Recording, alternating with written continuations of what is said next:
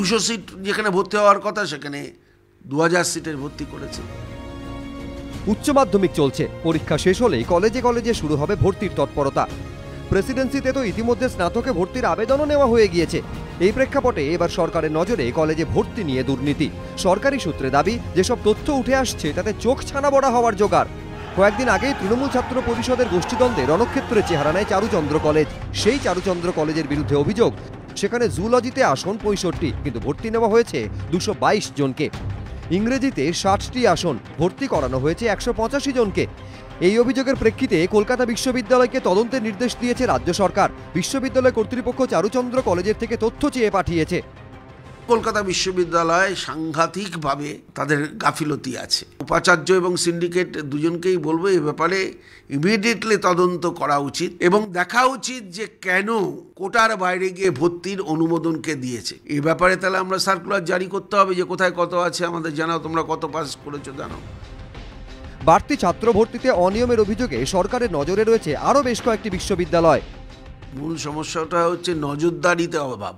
সেটা কলকাতা বিশ্ববিদ্যালয়ই হোক, উত্তরবঙ্গ বিশ্ববিদ্যালয়ই হোক, সেটা বর্ধমান বিশ্ববিদ্যালয়ই হোক, বা রবীন্দ্রভারতী বিশ্ববিদ্যালয়ই হোক, বা বারাসাত ইউনিভার্সিটি। এইটা কিন্তু শুধুমাত্র ভিসিদের উপর নির্ভর করে না। 2016 সালে উচ্চ মাধ্যমিক উত্তীর্ণের সংখ্যা 5,78,000, সঙ্গে রয়েছে আইএসসি এবং সিবিএসসি।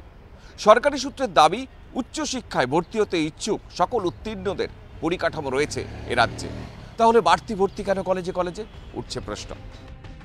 নির্দিষ্ট আসনের চেয়ে বাড়তি ছাত্রছাত্রী ভর্তি করা হচ্ছে কেন?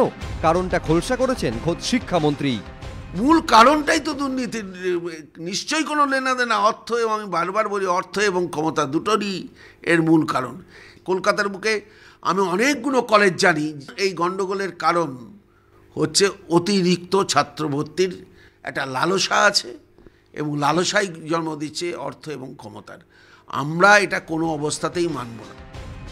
কিন্তু প্রশ্ন উঠছে, দিনের পর দিন এভাবে বাড়তি ছাত্র ভর্তি করেও কিভাবে কলেজগুলি ছাড় পেয়ে যাচ্ছে? এ নিয়ে কলকাতা বিশ্ববিদ্যালয় কার্যত নিজেদের অক্ষমতাই স্বীকার করে নিয়েছে। আমরা ঠিক সেইভাবে চেষ্টা করে উঠিনি যে কলেজগুলোকে একদম যতগুলো সিট ততগুলো ছাত্র ভর্তি করতে পারবে। আমি স্যাংশন করেছি 80টা, কেউ যদি 200টা ছাত্র নেয় সেখানে তো আমার অনুমতি নেওয়ার তো প্রয়োজনীয়তা বোধ করছে না। ইলিগাল কাজে তো অনুমতির প্রয়োজন হচ্ছে না।